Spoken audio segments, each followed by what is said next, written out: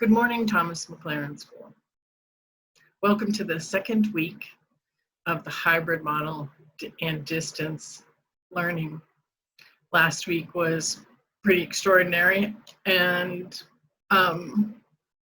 wonderful, and so many new things. It felt really crazy at times and really wonderful at times and really hot at times and really amazing to be with you always.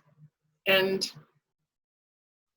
it brought me to reflect on the last 5 months, since it had been technically that long since we had seen you. And I remembered sometime around the beginning of May of this year, I became aware that I felt kind of lost.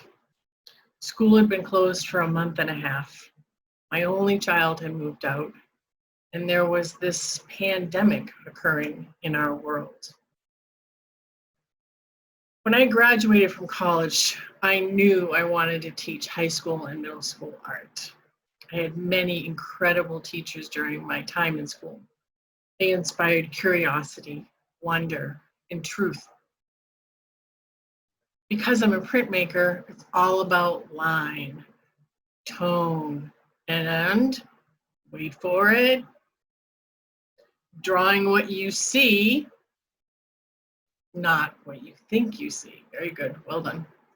Now, I'm a person who likes structure. Without it, I feel like a wagon missing a wheel. So what does a cart with a missing fourth wheel do? After sitting by the road waiting for AAA, I remembered that not all carts have or need 4 wheels. Some function well with 3. So what does this have to do with what I want to talk to you about today, which is gratitude? Well, Mr. Unruh and I have talked about gratitude before. We've talked about how it changes your brain chemistry, how gratitude releases dopamine and serotonin. And we've shared with you how practicing gratitude has changed the way we see our lives. Whenever I get stuck, I go back to the basics. In this instance, I started with the dictionary. Gratitude is a noun. One dictionary definition is the quality of being thankful, readiness to show appreciation for and to return kindness. Another definition, gratitude, thankfulness or gratefulness, from the Latin word gratis, pleasing, meaning pleasing, thankful. It is a feeling of appreciation felt by and or similar positive responses shown by the recipient of kindness, gifts, help, favors, or other types of generosity towards the giver of such gift. Another definition, gratitude is a spontaneous feeling, but increasingly research demonstrates its value as a practice. That is making conscious effort to count one's blessings. Studies show that people have deliberately cultivated gratitude and that there are important social and personal benefits to doing so. It is possible to feel grateful for loved ones, colleagues, animals, nature, and life in general. This emotion generates a climate of positivity that both reaches inward and extends outward. So it may seem unrelated to your life or circumstances. Maybe it seems like a grown-up thing. Maybe not. So I began to make a list every day of 10 things I was grateful for. 10 things I really appreciated about my life. Some of the things I didn't appreciate, but I saw that acknowledging them had power. After a few days, I began to feel less lost, more like myself. Now, this took effort on my part. I tend to be a negative Nancy, see the glasses half empty and not half full. So the feeling of appreciation has taken time to grow. So when I get frustrated, confused, or anxious, I do as a friend once suggested, and I ask myself, where are my feet?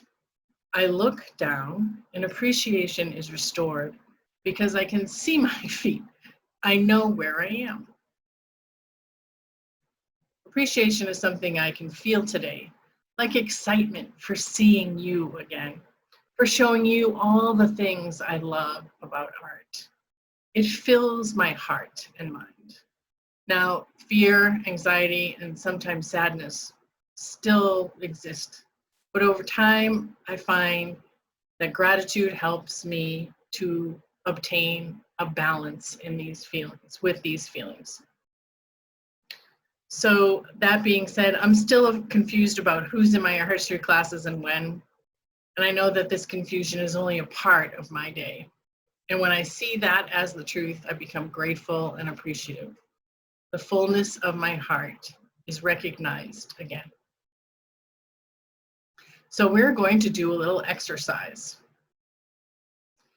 We're going to write down anywhere between 5 and 10 things that you are grateful or appreciative for. So it can be from the smallest. Your list can include things that are small, things that are big, things that you may not have noticed yesterday, but you're aware of today. So we'll take a few minutes for you to write these things down. Your teacher has paper for you, so use your pencil at hand and just write down 5 things that you're grateful for. And when you're done with that, I would like you to write a brief sentence to a person, a teacher, the guys that pick up the trash, your sister, your cousin, the postman, your parents, your grandparents, the person sitting next to you, and tell them something that you're grateful for about them.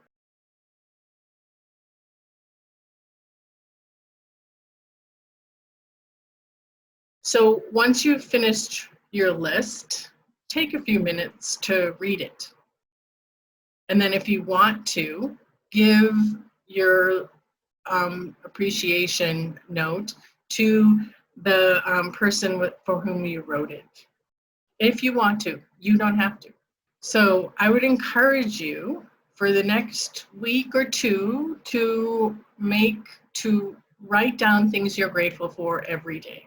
And don't worry if you repeat the same thing a couple of times in a week, right? I am grateful quite often for coffee. But you know, your gratitude list is personal to you. So I encourage you and support you to take the time to do this a little bit every day. I thank you for your time and attention, and would love to talk to you about gratitude and appreciation and how it's changed how you think and feel. So I would like to share with you some of the things which I am grateful for today. I am grateful for the air I breathe. I am grateful for a job I love. I am grateful for all the supplies to do that job. I'm grateful to Mrs. Hall, Mr. Labady, and Ms. Maslow, Mrs. Herbacek, for all the effort that they put in to figuring out how are we going to deliver our curriculum to you and stay safe.